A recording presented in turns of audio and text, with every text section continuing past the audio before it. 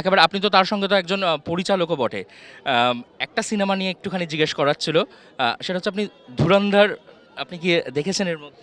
না, না, ধুরন্ধরের মতো একটা বানানো মেকি দেশপ্রেমের ছবি আমার দেখার ইচ্ছে নেই। আমি 1 টা দেখেছি। 1 টা দেখেছি, আমার সত্যি কথা বলতে কি আমার ভালো লাগেনি। ওই ধ্রুব রাঠি বলে একজন ইউটিউবার আছেন, তিনি ধুরন্ধরের যে ব্যাখ্যাটা করেছেন ওটা বরং আমার মনোঃপুত হয়েছে।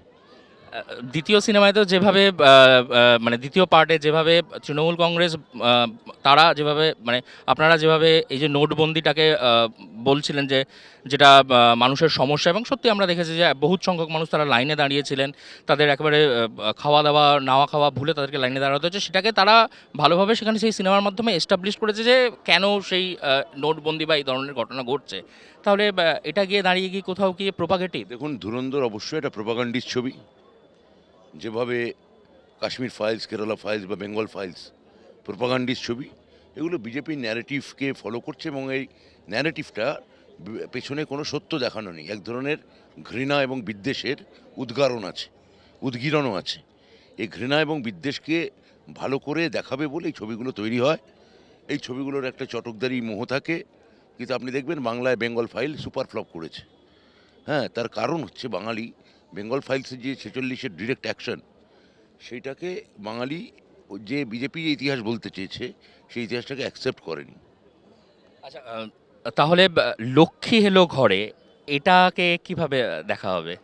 লক্ষ্মী এলো ঘরে আমাদের নির্বাচনকে সামনে রেখে একটা ছবি। এটা কখনো বলা হয়নি এটা ফিচার ফিল্ম।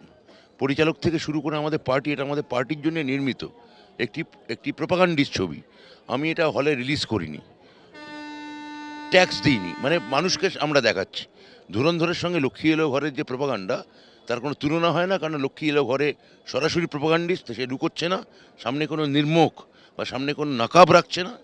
আর ধুরন্ধর সামনে একটা নকাব রেখে বলছে, দেখো দেখো আমি জাতীয়তা প্রেমের ট্যাবলেট গেল, কিন্তু ভেতরে আসলে বিজেপির এক ধরনের ফাসিস্ট দৃষ্টিভঙ্গি তুলে ধরছে। লোকাল ট্রেনে যাতায়াত করতে গেলে সাধারণ মানুষের মুখে একটা কথা শোনা যাচ্ছে যে কোথাও দাঁড়িয়ে যদি বিজেপির আসন বাড়ে তাহলে মানে সো কল্ড আমরা কোনো সম্প্রদায়কে ছোট বা বড় বা এরকমভাবে ট্যাগলাইন করছি না, কিন্তু সো কল্ড একবারে বলা হচ্ছে যে যে যে পার্শ্ববর্তী রাজ্যের মানুষের অধিশাসন এটা বেড়ে চলবে। আপনার এটা কি মনে হয়? পার্শ্ববর্তী বাঙালি মানে একবার সো কল্ড একবার সেটা বলছে যে মানে বিহারিয়ানা বৃদ্ধি পাবে বাঙালিদের যদি দেখতে হয়। আমি পরিষ্কার বলতে চাই, বিহার বা ইউপির লোকের বিরুদ্ধে আমাদের কোনো আপত্তি নেই। যে পরিযায়ী শ্রমিকরা এখানে আসেন বা বহু দীর্ঘকাল ধরে যে বিহার বা ইউপির মানুষেরা বসবাস করছেন, আমি তাদের বঙ্গবাসীই বলে মনে করি।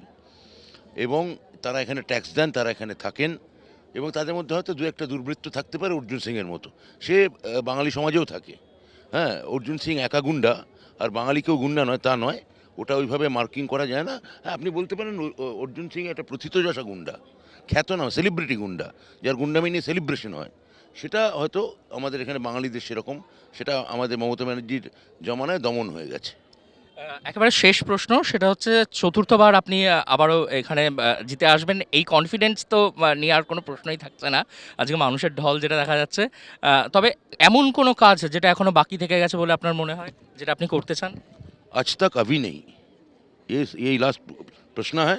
तो आज तक अभी नहीं, कोई काम बाकी नहीं है, सब हो गया। একেবারেই আমরা সরাসরি কথা বলছিলাম ব্রাত্য বসুর সঙ্গে, যিনি একেবারে চতুর্থবারের জন্য তিনি একেবারে ভোট ময়দানে দাঁড়াচ্ছেন এবং দমদম থেকে দাঁড়াচ্ছেন, এবং সেখানে দাঁড়িয়ে তিনি একেবারে তিনি যে কনফিডেন্ট সেটা কিন্তু প্রমাণ দেখা যাচ্ছিল যে মানুষের ঢল, তাই দেখেই আমরা ব্রাত্য বসুর সঙ্গে ব্রাত্যবাবুর সাথে কথা বলছিলাম। তবে একেবারে শেষ করার আগে একটা প্রশ্ন আমরা মিস করে গেছি জাস্ট, আপনি যদি এবারও মন্ত্রী হন তাহলে কোন মন্ত্রিত্বর পদটা আপনি চাইবেন? আমি কোনো মন্ত্রিত্ব পদ কোনোদিন আমার মাননীয় মুখ্যমন্ত্রীর কাছে চাইনি। মুখ্যমন্ত্রী ভালো মনে করে রেখেছেন আমাকে, যে মন্ত্রী করতেই হবে ওনার এমনও কোনো বাধ্যবাধকতা নেই। আমি মন্ত্রী থাকতেও পারি, নাও থাকতে পারি। উনি যদি আমাকে মন্ত্রী করেন, আমি আমি আনন্দ পাবো, না না করলেও দুঃখ পাবো না। কোনো স্পেসিফিক আমার দফতর? আমার আমার কোনো স্পেসিফিক কোনো দপ্তর নেই। হ্যাঁ, মন্ত্রী নিয়ে, মন্ত্রিত্ব নিয়ে আমি কথা বলতে রাজি নই। আমাদের যে কেউ, আমাদের যে মন্ত্রীই থাক না কেন, আমাদের কাজ যেটা আপনাদের ভাষায় একটাই পোস্ট, বাকি সব ল্যাম্প পোস্ট। আমাদের ছোট আলো আমরা দিয়ে যাবো যাতে বড় আলোটি আর উজ্জ্বল হয়ে জ্বলে। আচ্ছা, ব্রাত্যবাবু, আপনি তো একাধারে একজন রাজনীতিবিদ, একজন লেখক, অধ্যাপক, পরিচালক, এই এতগুলোর মধ্যে এবং পলিটিশিয়ান, হ্যাঁ, রাজনীতিবিদ, এই এতগুলোর মধ্যে আপনি নিজেকে কোন জায়গাটাতে দেখতে সব থেকে বেশি পছন্দ করেন? আমার এখানে পছন্দের ব্যাপার নেই, এগুলো প্রত্যেকটা আমার কাজ। তো আপনাকে যদি জিজ্ঞেস করা হয় যে আপনি ব্রাত্য বসুর র্যালিতে যেতে বেশি পছন্দ করছেন নাকি সৌগত রায়ের, নাকি খর্দায়, নাকি মুর্শিদাবাদে, প্রত্যেকটাই আপনার কাছে কাজ। ও আপনার কাছে কোনো চয়েস নেই, এই আর কি। আচ্ছা, একটা মানুষের যে একদম ঢল দেখা গেল, এবং বলা চলে যে অন্যান্য তৃণমূল কংগ্রেসের যারা প্রার্থীরা রয়েছেন তারা অনেক আগে থেকেই প্রচারে নেমে পড়েছেন। আপনি একদম একটু নমিনেশন জমা দেওয়ার পর তারপর থেকে শুরু করলেন, এটা গিয়ে কোথাও কি চারবারের কনফিডেন্স? না, আমাদের এখানে মানে স্থানীয় তৃণমূল নেতৃত্বটা খুব মানে কি বলবো, খুব কম্প্যাক্ট।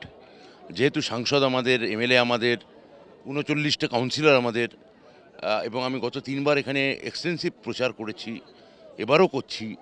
তো আমাদের প্ল্যান মাফিক আমরা এগিয়েছি, পরিকল্পনা মাফিক। তো যতটা দরকার ততটাই করতে হবে, যার নিয়ম তা তো আমাদের মানতে হবে। মানুষের দমদমের প্রতিটি মানুষের কাছে গিয়ে বোঝাতে হবে যে বহিরাগত কোনো শক্তি নয়, এখানে কোনো নাগপুরের এজেন্টকে বা বাইরের কোনো দিল্লি বা কেরালার কোনো এজেন্টকে এখানে চলবে না। এখানে একান্তভাবে এটা বাংলার লোক লাগবে, এবং সেখানে মমতা বন্দ্যোপাধ্যায় ছাড়া বঙ্গবাসীর হাতে কোনো বিকল্প নেই। আরেকটি বিষয় দাদা, আপনার বিধানসভা কেন্দ্র দমদম, সেখানে প্রায়শই সংবাদ শিরোনামে আসে তৃণমূল কংগ্রেসের যারা কাউন্সিলর তাদের মধ্যে একটা সমস্যার বিষয়, কিন্তু ভোটের আগেই আশ্চর্যজনকভাবে দেখা যায় সবাই একত্রিতভাবে কাজ করছে। এর পেছনে স্পেশাল টনিকটা আপনি কী দেন? টনিক নেই, এটা শরিকি বাড়ির মতো। দেখবেন মাঝে মাঝে দোতলার সঙ্গে তিনতলা ঝগড়া হচ্ছে। এই তুই আমাকে আমার আমার ওখানে জল দিচ্ছিস না কেন? তিনতলা দোতলা হয়তো চেঁচালো, সব ময়লা ওপর থেকে নিচে ফেলছিস কেন? হ্যাঁ, কিন্তু রাত্রেবেলা সবাই একসঙ্গে খাওয়া দাওয়া করে, গল্প গুজব করে, বৈঠকখানায় বসে। আমাদের দমদমের ব্যাপারটা ওটা এরকম। স্যার, একেবারে তৃণমূল কংগ্রেস তাদের এবারের রাজনৈতিক যেটা বলে এজেন্ডা, সেটার মধ্যে একটা বড় অংশ হচ্ছে এসআইআর। তবে কি তৃণমূল কংগ্রেস শুধুমাত্র এসআইআরকে হাতিয়ার করেই এই নির্বাচন লড়তে চলেছে? এসআইআর তো আমাদের বিরুদ্ধে যাওয়ার জন্য বিজেপি এটা করেছে ভোটের আগে। ওরা যেটা মহারাষ্ট্র, হরিয়ানা, বিহারে করেছিল, বাংলায় ভাবছিল সফল হবে। বাংলায় হবে না। আমরা এটা অতি দর্পে লঙ্কা হতা। তো আমরা অনেক আগে থেকে পরিকল্পনা করেছি। আমাদের মুখ্যমন্ত্রী, দলনেত্রী মমতা বন্দ্যোপাধ্যায় আমাদের বলেছেন, এবং আমাদের নেতা অভিষেক বন্দ্যোপাধ্যায়, তিনি নিখুঁত প্ল্যানিং করেছেন। প্ল্যানিং করে ম্যান মার্কিং করা হয়েছে, যেটা আমরা ৩-৪ মাস আগে থেকে আমরা নেমেছি। আমাদের মমতাদি বলে দেওয়ার পর অভিষেক অন্তত ডজনখানেক ভার্চুয়াল মিটিং করেছে আমাদের সমস্ত স্তরের কর্মীদের সঙ্গে। ফলে যে কর্মীরা আগে একটু রিল্যাক্স বা কমপ্লেসেন্ট ছিল, একটু আত্মবিশ্বাসী ছিল, এসআইআর চলে আসা তারা আর সেই কমপ্লেসেন্সি দিতে রাজি হয়নি। সবাই একত্রিত হয়ে নেমে পড়েছে। প্রায় ৯১ লক্ষ মানুষের নাম বাদ গেছে এই এসআইআর প্রসেসে।